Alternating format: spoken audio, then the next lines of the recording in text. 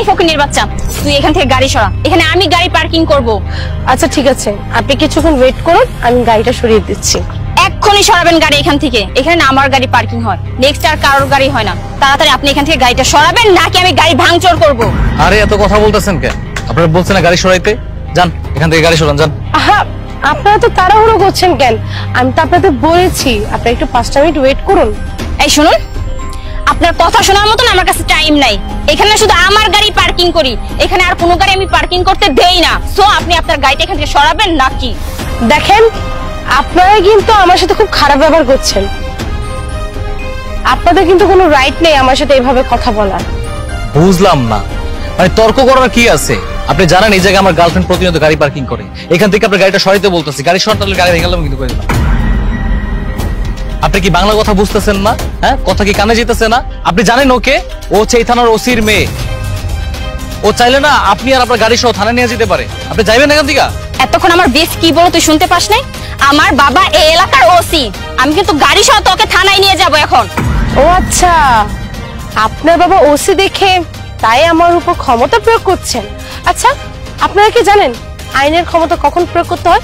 যখন কেউ অন্যায় করে তখন প্রয়োগ করতে হয়। কিন্তু আপনারা দুজন, আমি তো কোনো অন্যায় করিনি, সামনে গাড়ি পার্কিং করেছি এখানে, তাতে আপনারা দুজন সে কখন থেকে আমার সাথে খারাপ ব্যবহার করেই যাচ্ছেন। আর আপনারা দুজন আমার সাথে এভাবে কেন কথা বলছেন? আপনারা আমাকে ভালোভাবে বলতে পারতেন। বাঙালি না সুযোগ পাইলে জ্ঞান দেওয়া শুরু করে দেয়। এত কথা কইতেছেন কেন বুঝলাম না কিছু। গাড়িটা সরান না, তাহলে ঝামেলা মিটা যায়, তাই না? আচ্ছা ঠিক আছে, আমার ড্রাইভার আমার ড্রাইভার এসে গাড়িটা সরিয়ে দিবে।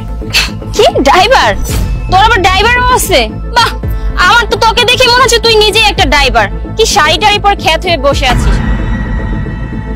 আচ্ছা, এত মিথ্যে কথা না বলে এখান থেকে গাড়িটা নিয়ে চলে যা।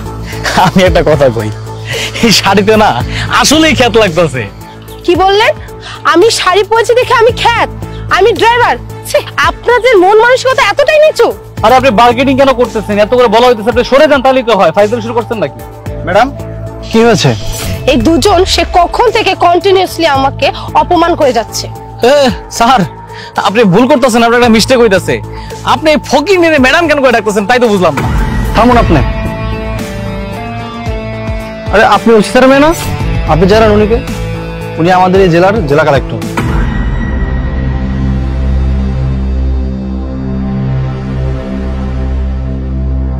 আপনারা শুধু শুধু ওনার সাথে খারাপ বিহেভ করছেন। সরি ম্যাডাম, আমি না বুঝতে পারিনি। I am really sorry, please আমাকে মাফ করে দেন। এখন আমার আসল পরিচয় জানার পর খুব গিল্টি ফিল হচ্ছে, তাই না? আমি তো সামান্য গাড়ি পার্কিং করেছিলাম, তাতে তো আমার কোনো অন্যায় দেখিনি। আর হ্যাঁ, আপনি কি যেন বলেছিলেন আমি শাড়ি পরেছি দেখে আমি খ্যাত, আমি ড্রাইভার। আচ্ছা, আপনি কি জানেন মেয়েদের সৌন্দর্য কোথায়? মেয়েদের সৌন্দর্য হলো শাড়িতে, আর শাড়ি হলো বাঙালিদের ঐতিহ্য। ফরেনাররা যদি শাড়ি পরতে পারে, তাহলে আমরা বাঙালি মেয়েরা কেন শাড়ি পরতে পারবো না? আর আপনি যে ধরনের ড্রেস পরেছেন সেটা ওয়েস্টার্ন কালচার ড্রেস, যেটা আমাদের বাঙালি কালচারে কখনো মানায় না। আর একটা কথা, মানুষকে কখনো ছোট করে দেখবেন না। Sorry madam.